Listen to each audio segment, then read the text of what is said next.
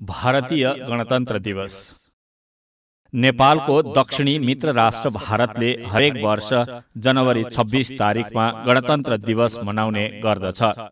जनवरी 26 सन् 1950 गणतन्त्र भारतको संविधान जारी भएको खुसियालीमा भारतले गणतन्त्र दिवस मनाउन थालेको हो। यस दिन भारतभर र विश्वभर रहेका भारतीय नियोगमा राष्ट्रिय समारोह गरी गणतन्त्र दिवस मनाइने हुँदा सार्वजनिक बिदा दिने चलन छ। भारत अगस्त 15 सन् 1947 बेलायती उपनिवेशबाट स्वतन्त्र भएको थियो। स्वतन्त्रता प्राप्तिपछि भारतीय संविधान सभाले स्थायी संविधान निर्माणका लागि डाक्टर भीमराव अम्बेडकरको अध्यक्षतामा संविधान मस्यौदा समिति गठन गरेको थियो। मस्यौदा समितिले तयार पारेको गणतन्त्र भारतको संविधान अन्तरिम व्यवस्था अनुसार तत्कालीन संविधान सभालाई नै बदलेर बनाइएको संसदबाट अनुमोदन गरिएको थियो। भारतका प्रथम राष्ट्रपति डाक्टर राजेन्द्र प्रसादले गणतन्त्र भारतको संविधान लागू भएको घोषणा गर्नुभएको थियो। भारतीय राष्ट्रिय पर्वका रूपमा मनाइने गणतन्त्र दिवसका दिन केन्द्रीय राजधानी दिल्ली स्थित राजपथमा विशेष समारोहको आयोजना गरिन्छ। समारोहमा परेड प्रदर्शन गर्ने परम्परा छ। यसै समारोहमा भारतीय जनताले राष्ट्रप्रति समर्पण भाव देखाउँदै आफ्ना संस्कृति झल्काउने झाँकी प्रस्तुत गर्दछन्। यस समारोहले अनेकौं संस्कृतिमा धनी भारतीय जनता बीच एकता र समानताको सद्भाव अभिवृद्धि गर्न सहयोग गर्दछ। समारोहलाई राष्ट्र प्रमुख तथा सरकार प्रमुखबाट सम्बोधन गर्ने चलन छ।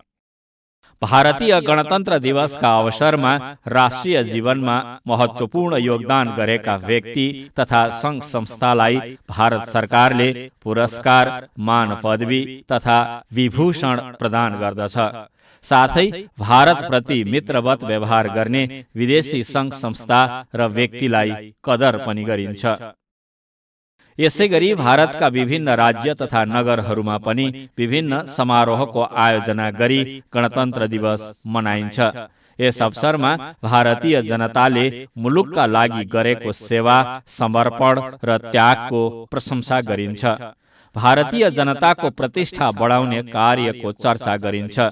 विश्वमा भारतीय जनताले गरेको योगदान र भारत सरकारले सञ्चालन गरेका सहयोगबारे जानकारी दिइन्छ।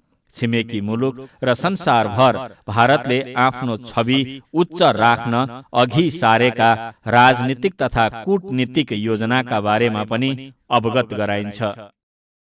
नेपाल र भारत बीच युगौंदेखि नजिकको नाता रहँदै आएको छ।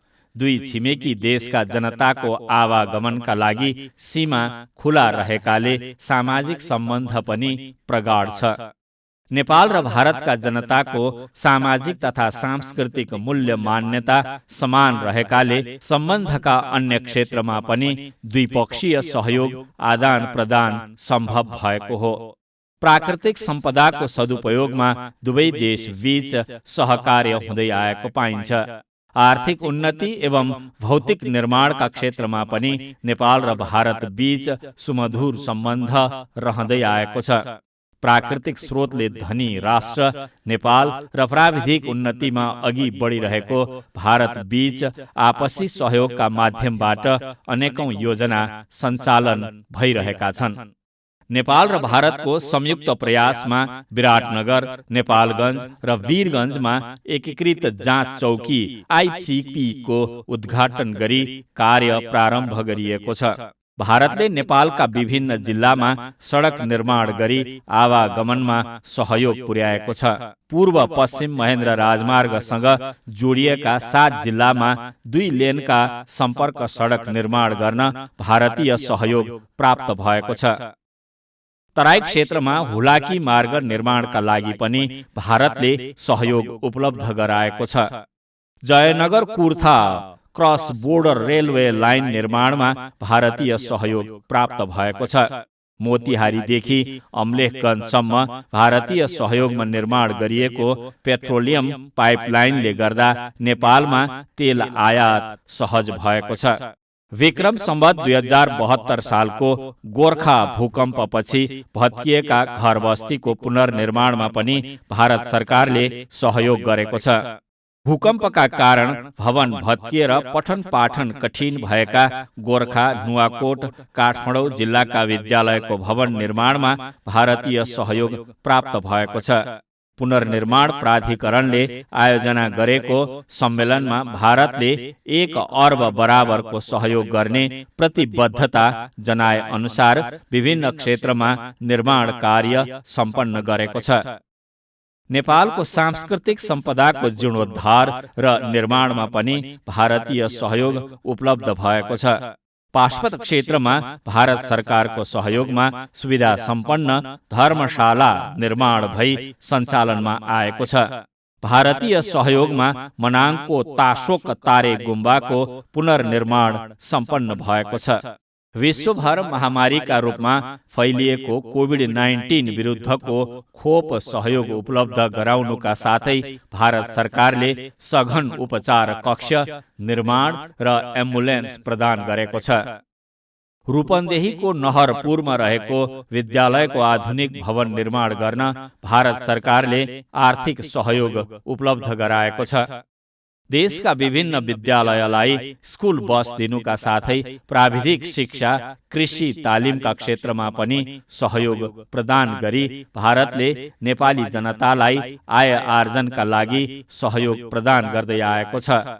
नेपाली जनताको घर आँगनमा खानेपानीको सुविधा उपलब्ध गराउने योजनामा पनि भारतीय सहयोग प्राप्त भएको छ।